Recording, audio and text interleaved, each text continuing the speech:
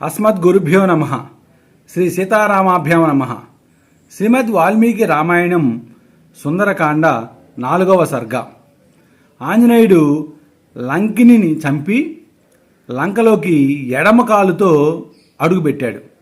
ఇది రావణ రాజ్యానికి అపశకునంగా మొదటి అడుగు వేశాడు ఆంజనేయుడు. ఈ సర్గని చక్కగా వినండి. శ్రీరామ రామ రామేతి రమే రామే మనోరమే సహస్రనామ తస్తుల్యం రామనామ వరాననే. మహా తేజస్శాలి వానర శ్రేష్ఠుడు మహాబాహు అయిన హనుమంతుడు కామరూపము గలది శ్రేష్ఠురాలు అయిన లంకను ఆ విధముగా తన పరాక్రమము చేత జయించి శత్రువుల నగరములోనికి ప్రవేశించినప్పుడు అనుసరించవలసిన ఆచారము ప్రకారము ద్వారము లేని ప్రదేశమునందు ప్రాకారం పైకి దూకి దానిని దాటాడు. సుగ్రీవునకు హితము చేయుచున్న ఆ హనుమంతుడు లంకా నగరములో ప్రవేశించి శత్రువుల శిరస్సుపై ఎడమకాలు ఉంచాడు. బలశాలి అయిన హనుమంతుడు రాత్రియందు ముత్యములతోనూ పుష్పములతోనూ ప్రకాశింపజేయబడిన రాజమార్గము ద్వారా ప్రవేశించి రమ్యమైన ఆ లంకాపురం వైపు వెళ్ళాడు. అధికమైన నవ్వుల ధ్వనులతో నిండిన లంకాపురంలోని గృహములలో అనేక వాద్యములు వినపడుతున్నాయి. ఆ గృహములు వజ్రములు పొదిగిన కిటికీలతో అలంకరింపబడి ఉన్నవి. కొన్ని వజ్రములు ఆకారములోను కొన్ని అంకుశముల ఆకారములోను నిర్మింపబడి ఉన్నాయి.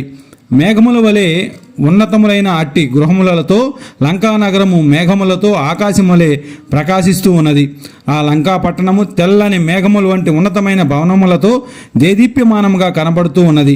కొన్ని రాక్షస గృహములు పద్మాకారములోను కొన్ని స్వస్తికాకారంలోనూ ఉన్నాయి. కొన్ని వర్ధమానక గృహము ఉన్నాయి. ఆశ్చర్యకరములు మంగళప్రదములు అయిన ఈ భవనములు లంకా పట్టణమును అంతటను వ్యాపించి ఆ నగర శోభను ఇనుమడింపజేస్తూ ఉన్నాయి. సుగ్రీవుని హితమును చేయు శ్రీమంతుడైన హనుమంతుడు రాముని కార్యము సాధించడానికై సంచరిస్తూ విచిత్రమైన పుష్పమాలతోనూ ఆభరణములతోనూ ప్రకాశిస్తున్న ఆ లంకను చూసి చాలా సంతోషించాడు. ఒక ఇంటి నుండి మరొక ఇంటి వైపు వెళుతూ హనుమంతుడు ముందుకు వెళ్ళిన కొలది అనేక విధములైన ఆకారములు రూపములు గల భవనములు చూశాడు. స్వర్గలోకములో అప్సర స్త్రీల వలె పాడుచున్న మదముతో నిండిన స్త్రీల మధుర గానము విన్నాడు. ఆ గానము ఆయా స్థానములందు పుట్టు మంద్ర మధ్యమ తారస్వరములను స్వరభేదములతో ఒప్పారుచుంటూ ఉన్నాయి. మహేశ్వర్యవంతులైన రాక్షసుల భవనములలో వనితలు నడుస్తూ ఉన్నప్పుడు జనించు వడ్డాణముల చప్పుళ్లను అందెల సవళ్లను వారు మేడలపై ఎక్కునప్పుడు దిగునప్పుడు కలుగు ధ్వనుల విన్నాడు. కొన్ని ప్రదేశాల్లో మల్ల యుద్ధాలలో వీరులు తమ జబ్బులు చరుచుకుంటూ కలుగు ధ్వనులను వారు చేయు సింహనాదములను విన్నాడు. హనుమంతుడు అక్కడక్కడ రాక్షస గృహములందు జపము చేయుచున్న వారి మంత్రములను విన్నాడు. వేదాధ్యయన నిరతులైన రాక్షసులను చూశాడు. రావణుని స్తుతించడానికై వచ్చిన రాక్షసులను గర్జిస్తున్న రాక్షసులను చూశాడు. మధ్యమ సేనా నివేశమునకు సంబంధించిన గొప్ప రాక్షస సైన్యము రాజమార్గమును ఆవరించి ఉండగా చూశాడు. ఎందరో రావణుని గూఢాచారులను కూడా చూశాడు. లంకాపురంలో అనేక విధములుగా ఉన్న రాక్షసులను చూశాడు.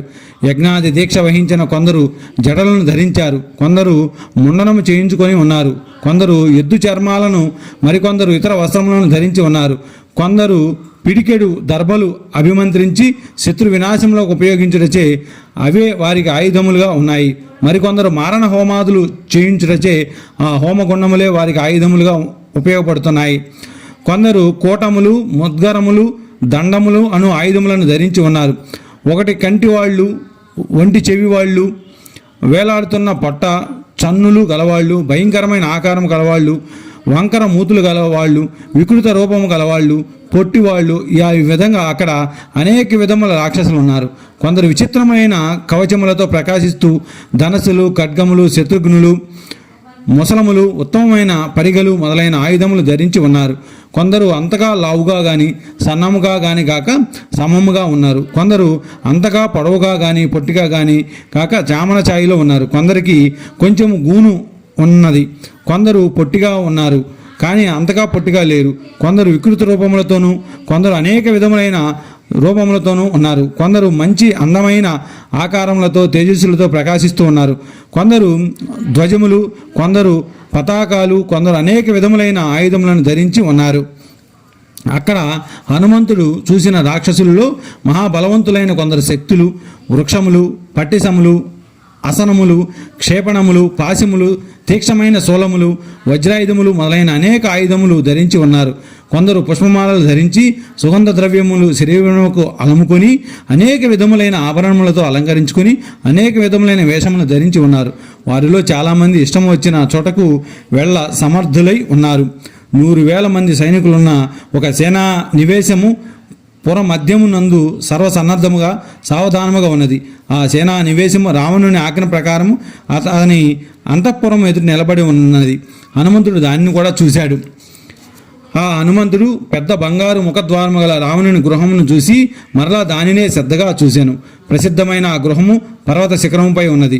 పద్మములతో నిండిన పరికలు దానికి అలంకారములుగా ఉన్నాయి. దాని చుట్టూను పెద్ద ప్రాకారం ఉన్నది. ఆ రావణుని గృహము స్వర్గం వలె ప్రకాశిస్తూ ఉన్నది. ఆ గృహమున అంతటను మధురమైన ధ్వనులు, అశ్వముల సగిలింపులు, భూషణ ధ్వనులు వినపడుతూ ఉన్నాయి. రథములు, వాహనములు, విమానాలు, ఉత్తమమైన అశ్వములు, గజములు, తెల్లని మేఘముల సముదాయము వంటి 4 దంతములు గల మహాగజములు ఆ గృహమునకు అలంకారంగా ఉన్నాయి. మదించిన లేళ్లతోనూ పక్షులతోనూ ద్వారము ఒప్పాడుచుండు ఉన్నది. మహాపరాక్రమవంతులైన 1000 కొలది రాక్షసులు ఆ గృహమును రక్షిస్తూ ఉన్నారు. అట్టి రావణుని గృహమును హనుమంతుడు రహస్యంగా ప్రవేశించాడు. బంగారముతో నిండి ఉన్న ఆ రావణాంతఃపురం చుట్టూ బంగారము ప్రాకారము ఉన్నది. మధ్య భాగం చాలా విలువైన అగరువు, చందనము కలిపిన జలముతో తడపబడెను. అట్టి రావణాంతఃపురంలోనికి హనుమంతుడు ప్రవేశించాడు. వాల్మీకి మహర్షి విరచితమై ఆది కావ్యమైన శ్రీమద్ రామాయణం నందలి సుందరకాండలో 4వ సర్గ సమాప్తము.